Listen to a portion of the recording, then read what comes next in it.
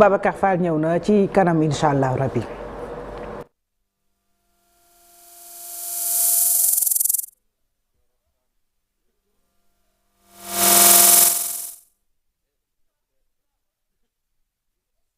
Donc je ne voulais pas faire un commentaire particulier sur cette décision que je n'ai pas encore lue xamaguma motivation bi. léegi defal ñu ko en tant que politicien. waaw en tant que politicien je pense que justice arbitre la bu nit ñi demee ci yoon arbitre jël décision wala justice jël décision je pense que les décisions de justice dañ leen war a jox leur force exécutoire. Par respect à la justice. Et d'ailleurs le président Aly Ngouille Ndiaye wax na moom en tant que candidat aux élections présidentielles bu ñu ko tegee ci bopp réew mi il va appeler tous les acteurs de la justice, les professionnels, les magistrats, les avocats, les huissiers, les greffiers et peut-être même la société civile pour ñu saytu la justice, restaurer la crédibilité et la légitimité des décisions de justice. Parce que quand même, le jeu démocratique, c'est comme un match de football. Arbitre, dañ ko choisir pour mu réguler le jeu. Et je pense que c'est ça le rôle de la justice. Et la justice restera le dernier rempart, le maillon le plus fort de la démocratie. Donc je pense que ñun aussi bàyyi nañu xel ci loolu parce que aujourd'hui il y a une perception de la justice. Justement justice boobu est-ce que mu ngi doxal yoon ndax ñëpp dañoo jàpp ne bon du ma ne ñëpp ñu bëri en tout cas ci langue politique gi dañ naan indépendance justice daanaka ça fait défaut Sénégal. Non en réalité loolu laa lay wax xam nga justice Sénégal dafa am ñoo xam dañ ci am tey perception. Parce que coow bi dafa bëri. On attaque publiquement les magistrats on attaque publiquement la justice donc coow boobu moo tax tey am na ñu jàpp ne justice bi peut-être dafa am côté bu mu féete mais li ñu jàpp ñun la justice il y a des textes forts la constitution la loi qui réglemente disons la fonction de la magistrature jox na leen doole pour ñoom ñu am indépendance. Donc le débat maintenant c'est un débat qui est position yi mën na am des positions subjectives mën nga wax ne justice n'est pas indépendante parce que li ñu war a bay aussi pour que justice rendre décision boo xam ne c'est favorable nga ne c'est bon. Et si la justice rend une décision qui n'est pas favorable nga ne la justice est corrompue. Je pense que cette perception-là on doit restaurer la crédibilité de la justice. dafa xaw a yomb tuuti boo gañee ne magistrat yi ay ponkal lañ boo ñàkkee ne justice bi baaxul dëgg la loolu moom la politicien Sénégal baaxoo bu nekkee ci opposition mais nag Sonko gi liñ ko gàll bëri na est-ce que yéen da ngeen a jàpp ni ak jaay doole da cee am déet. Bon en réalité ñun duñu raisonner comme ça parce que l'histoire Sonko c'est une histoire un peu complexe bëri ay dossiers lool bëri feuilleton boo xam ne pareegul sax parce que démb lire naa dans la presse que les avocats de l'État ñoo dañuy def recours pourvoi en cassation ils ont le droit dossier boo xam ne dem na Ziguinchor dem Cour suprême dem tribunal d'instance te pareegul ba léegi je pense dañ ci war a maandu Sonko il dit qu'il est candidat ñun candidat lañu li ñu yenn moo gën a diis si ñun. Donc ñun suñu programme candidat la ñuy toppatoo suñu politique candidat la ñuy toppatoo suñu responsable la ñu en train de recevoir et c'est ce travail-là qu'on est en train de mener sur le terrain. Donc je pense parfois aussi Sénégal tout le monde est journaliste tout le monde est entraîneur tout le monde est magistrat tout le monde est avocat d'ailleurs li ñu wax ne Sénégal bu ñu jouer ñëpp ay entraîneurs lañu. Donc je pense que si chacun faisait son travail et on laissait la justice faire son travail dans la sérénité je pense que mën na am yenn gis-gis bi ñuy am parfois du mën a am. Donc je pense aussi il faut que les gens ça restent vigilants parce qu'on a besoin aussi de sauver ce pays-là. Et sauver ce pays, c'est que chacun soit serein et qu'on avance lentement et sûrement pour que le Sénégal puisse sortir, disons, des crises qu'on est en train de vivre. bu ñuy naan jaay doole c'est pas seulement ci dossier bi am nañ ay dossiers yu bëri nga xamante ne ñu ngi ci ndodam appel à l'insurrection ak leneen ak naka noonu itam ba jiitu mbirum salon Sweet Beauté. Bon salon Sweet Beauté c'est un dossier bi bu jeexee ñu indi bii. bi mu dossier bii bu jeexee ñu indi bii. Non en réalité xam nga c'est des contextes aussi. Parce que jàpp nañu tey ñi nga xam ne jël nañ décision pour poursuivre appel à l'insurrection peut-être ils ont des éléments et le secret de l'instruction voudrait aussi qu'on soit un peu vigilant parce que ce dossier-là il est ouvert et pour le moment il y a aucun acte qui a été posé. Il y a aucun acte qui a été posé dans cette procédure le dossier entre les mains du doyen des juges et je pense au nom du secret de l'instruction et encore que je n'en connais pas beaucoup de choses donc je préfère m'en dire là. léegi ñu des ci justice waaye lu leen soxal ndax Aly Ngouille Ndiaye maître Moussa Diop da ko tudd ci ay léexóor yi mu def bi mu nekkee ministre mine ak industrie booba ba Macky doog a falu la ñu nii daal am na ay jamono yu doon jeex Sénégal daal am na ca taxawaay boo xam ne taxawaay bu taq suuf la ngeen porté ko plainte moom sax yoon woolu ko ndax dafa ni Macky Sall tam ca la naka noonu Jean-Claude Mimirac ki ñu naan Mamadou Diagne Ndiaye waaye dafa fekk ne maître Daouda Ka Aly Ngouille itam ni ko benn yéenekaay waxee démb sax liñ koy tudd ci ay léexóor dëgg la am du dëgg mi ngi bëgg a bëri Petro-Tim ArcelorMittal ak yeneen loola itam moom doyul waara. donc en réalité Babacar merci liñ coow bi bëri yëpp ñu koy tudd amul benn dossier y a aucun dossier boo xam ne ça concerne le président Aly Ngouille Ndiaye qui est pendant devant la justice. ArcelorMittal bu doon tey amoon nañ temps je connais c'est une procédure arbitrale man xam naa point yi fan la commencé ak fan la terminé négociation la ak procédure devant la chambre arbitrale de Paris. Moi j'ai les éléments on pourrait peut-être y revenir une autre fois. Problème Petro-Tim Aly Ngouille a dit que j'assume man li ma signé te nekkoon ministre dama koy assumer keneen li mu signé na ko assumer. et il ne revient pas sur ça. Et deuxièmement amul benn musiba parce que y a aucun dossier sur ça parce que Sénégal dañuy coow rek parfois bu ñu la contrer xam nga Aly nag lu bëri jot dugg parce que mosoo dégg Aly attaqué kenn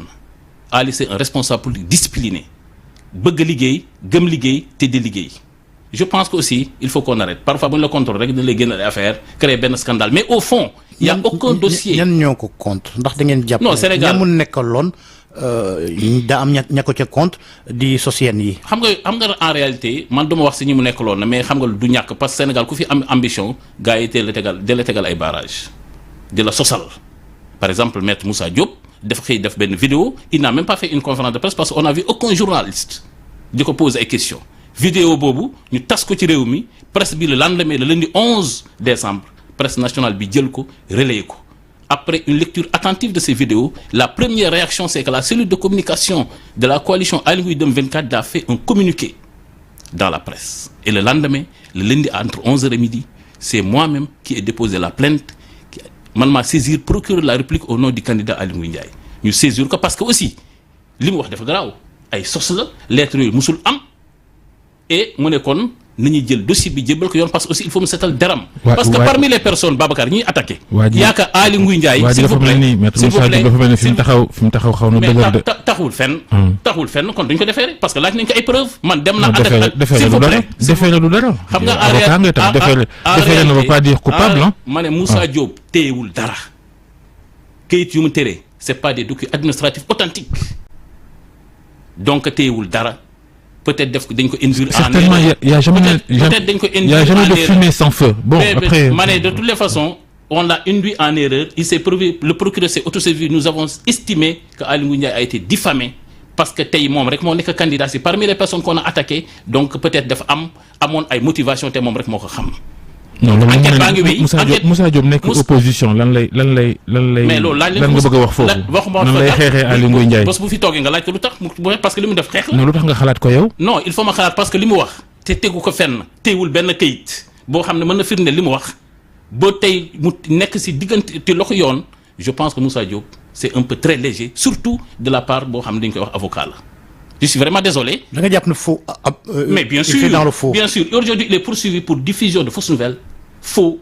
diffamation et discrédit aux institutions de la République c'est quand même des infractions extrêmement graves et d'ailleurs hier il a été déféré démb lañu ko déféré mais dafa am retour de parquet et généralement s'il y a un retour de parquet c'est l'ouverture d'une information Babacar c'est ça la vérité. Bon après li ma wax sànq rek dossier yi ñu tudd Aly Ngouille def na am deful loolu aussi en tant que ku bëgg a jiite réew mi dafa bëri daal la perception aussi c'est important. xam nga li ma la wax xam nga Aly Ngouille aussi c'est un homme qui a une ambition am yéene pour le Sénégal li ñuy wax nii tax ko jóg coow bi teesante bi saagante bi sosante bi tax ko jóg Aly Ngouille Ndiaye fi mu déparé bu ngeen ko xamoon sénégalais dañu am une autre lecture Aly Ngouille est parti d'un mouvement de la Renaissance et il a exercé des professions dans le privé en tant que directeur au niveau de la BHS en tant que ingénieur d'abord mu jël Jolof comme échantillon mu ne tey man dama am yéene sama gox te boo amul yéene sa gox doo am yéene Sénégal. li mu wax politicien la non parce que man politicien la il faut ma wax politicien aussi Babacar je vais expliquer kan mooy Aly Ngouille Ndiaye c'est extrêmement important bi mu ko defee wan waa Jolof liggéey am na def ay tool def ay mutuelle dimbale jigéen ñi dimbale góor ñi xale yi dimbale jeunesse bi mairie bi ñu ko def tey boo ñëwee Linguère fekk ab bi si bay woon dépassé na ko lool donc liggéeykat la te liñ ko mës a dégg aussi dans le gouvernement il a eu des bilans positifs te kenn mësu ko dégg si coow. moom mun noos ak Macky Sall mun noos ci Macky Sall 11 ans 12 ans jékki-jékki ne damay génn damay nangam. non en réalité xam nga Macky Sall aussi dafa jeexal Macky Sall c'est un contrat il avait un contrat avec lui il a fait ses 2 mandats il part Ali quand même am na sañ-sañ retrouver son indépendance et sa autonomie que mu ne réew bi damay laaj réew mi pour être le président de la République du Sénégal xaw ma nag lan ngay wax tuddee noos parce que yaa ma gën a xam noos. mooy naan soow mi guddi. yow yaa ko naan de ñun de naan ko ñu mburoog soow ñun wax ko ñu fi mburoog soow ñun. lu jëm toujours ci mbirum maître Moussa Diop certes il y a une plainte mais ci propos yi nga xamante ne dégg nañ ko ci Aly Ngouille Ndiaye nee na bon mel ni ku koy soofantal perte de temps la mais reconnaître naa plainte bi am na est-ce que il mesure la gravité de la chose. non s'il n'avait pas mesuré la gravité du porte plainte xam nga Aly Ngouille keroog presse bi am na ñu ma woo ñu ne dañ ko convoqué ma ne ku porte plainte yaa convoqué sa bopp Aly Ngouille moo porte plainte bu mesuré ton la gravité des choses du porte plainte. est-ce que plainte bi tukkeewul sax ni nit ñi commenté li nga xamante ne moo di communiqué cellule de communication bu coalition bi. non en réalité c'est pas ça xam nga aussi dans la vie il faut être méthodique la vidéo a été publiée le week-end kenn mënu porter plainte week-end. oui mais on pouvait annoncer que danañ ko réserver ay suites judiciaires. non c'est-à-dire que le communiqué c'est le travail de la cellule de com mais il a des conseils juridiques il a des amis il a des parents et le lundi matin entre très tôt dès 7h on a commencé à traiter le dossier à 11h on a déposé la plainte c'était normal on n'a pas attendu mardi xaaruñu mercredi donc il a mesuré à sa juste valeur la gravité et le scandale que Moussa Diop veut distiller dans le Sénégal et qui est un faux et qui est d'ailleurs considéré comme le procureur de la République en tout cas comme les enquêteurs comme étant diffusion de fausses nouvelles.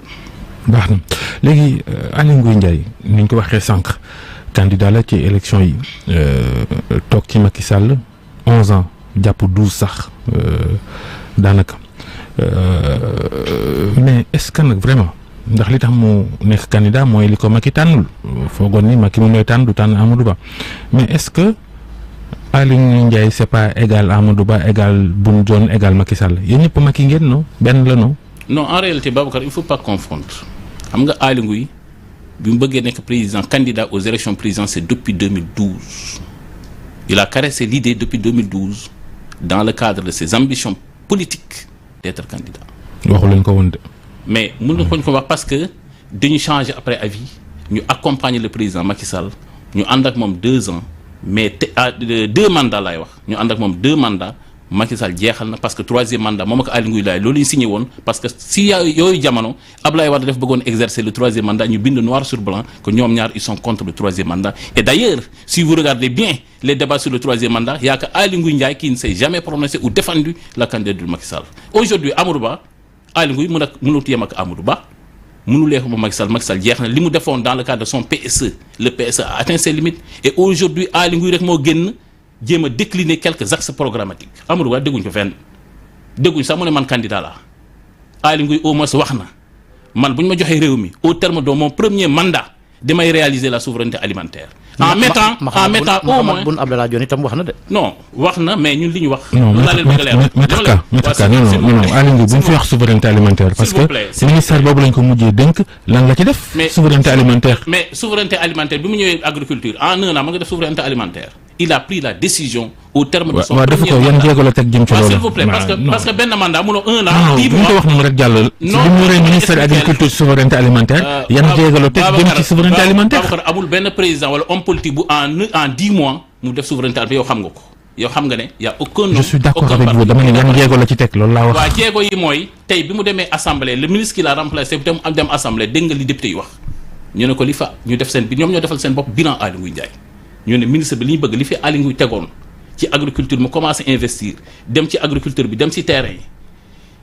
bëgg parce que ñu béy fi blé ak yeneen dañu bëgg yow ministre bi ñëw nga wéy ci loolu donc bu baaxatoon aussi député yi ñoo koy wax te ñooñu ay hommes politiques lañ dañ koy saytu xanaa yow suivre débat yi à l'Assemblée nationale donc je pense que aujourd'hui bu Aly waxee aussi man candidat la mu décliner programme dañ ko war a nangu xam nga li gën a bon ci candidat amoo programme mais def la wax ne au terme de mon premier mandat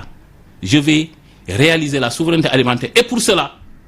dinaa injecter chaque année 1000 milliards ça fait 5 milliards sur les 5 ans xaar leen ko ba mu jox réew mi bu ngeen ko joxee réew mi au terme de son premier mandat nga def bilan je pense c'est plus important et deuxièmement am na yeneen yi muy wax mu ne agriculture bi tey du ñu yem ci production rek béy gerte gi jaay ko chinois yi est-ce que loolu liggéey la dafa wax ne PSE bi a atteint ses limites dañu inverser tendance yi parce que là le PSE c'est des ouvrages c'est des investissements c'est des perfusions qu'on donne à l'économie pour respirer les gens mu ne non nañu inverser tendance bi parce que il faut que le secteur primaire ak le secteur secondaire ànd béy rek di jaay du dëgg nañu créer des unités économiques de production de transformation li ñuy béy pour que ñu créer d'abord des richesses créer emploi ak yeneen donc je pense gis-gis googu aussi Aly Ngouille Ndiaye n'a jamais défini la politique du gouvernement la constitution dit que c'est le président de la République lu Macky liggéey bilan Macky de moom mais il assume tax na ci lépp non daf ko assumer sax lajji Macky il a assumé lajji Macky laj yëpp lajji yëpp Aly Ngouille Ndiaye am na ci responsabilité bon loolu sa gis-gis la de toutes les façons Aly Ngouille Ndiaye a assumé sa part de responsabilité dans le bilan de Macky Sall et il l'assume et il a dit publiquement daw ko mais loolu du ko tere nekk candidat laa ci réew mi décliner sa vision et définir une politique boo xam ne yaakaar nañ ne c'est une politique de développement. On sait qu'il y avait des tentatives de rapprochement après bu ku nekk demee booram jamono ji déposé ngeen caution peut-être mën nañoo jàpp ne béy wéy na mbuus mais élections yi c'est des élections ouvertes est-ce que bu ñu demoon ba tey deuxième tour war a am xëy na Aly Ngouille Ndiaye nekkul deuxième nekkul premier donte sax yéen xam naa premier ngeen bëgg ban moo nar a doon seen position est-ce que da ngeen fekki ka nga xamante ne moom ngeen àndaloon wala da ngeen dem ci kujje ga. de ci xam ñu lu ñuy liggéey nekk premier tour. xam naa ñàkkul def ngeen sondage ñaata ngeen am. sondage yi fu mu leen jox xam nga ce qui est important mooy parrainage bi ñu am muy parrainage bu set wecc. d'accord sénégalais ñëw suñu côté. mais bi ngeen defee sondage normalement def ngeen sondage ñëpp def nañ sondage. sondage bi fu mu teg Aly Ngouille Ndiaye ci ban position même bu ñu defee sondage du fii lañ koy waxee. li am solo mooy ñun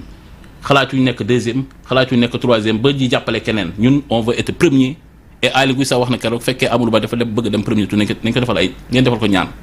parrainage bi contrôle bi mooy déterminer ndax set na de. non parrainage bi set na liggéey nañ ko c'est un travail de fourmi c'est des Sénégalais c'est des militants déterminés des jeunes qui sont venus nous parrainer defuñu sax le tour déggu leen fenn fu Aly Ngouille defee le tour du Sénégal dans le cadre du parrainage nit ñi ñëw nañu parrainé nañ ko te am nañu yaakaar ne parrainage boobu di jàll. oui c'est vrai que vous êtes trop silencieux là li ñu dégg Aly Ngouille bëriwul de nu mu demee. danañ yow xam naa yow soxla nga Aly Ngouille dans le cadre d'une émission tu l'auras Babacar ne t'inquiète pas ne t'inquiète pas je sais que tu as besoin de Aly mais da ko jot mais li am importance Babacar mooy tey ñun dañuy noppoon parce que ñun étape par étape xam nga kër boo koy tabax da ngay commencer fondation parrainage la woon. jeex na bu doon nekk ci parrainage. di nekk ci rajo yi di tourner di wax. bi ñu paree parrainage nag on attaque les médias et aujourd'hui je suis là Aly Ngouille sera là et dans les autres médias on y sera présent inchallah. Maître Daouda Ka mandataire national coalition Aly Ngouille 2024 jërëjëf. merci jërëjëf Jol jërëjëf Fati. ba pare ngeen ngir dund. aywa jaajëfalaat bu baax Babacar Fall ak ganu Infos Matin di jégalu sànq Maître Daouda Ka mandataire national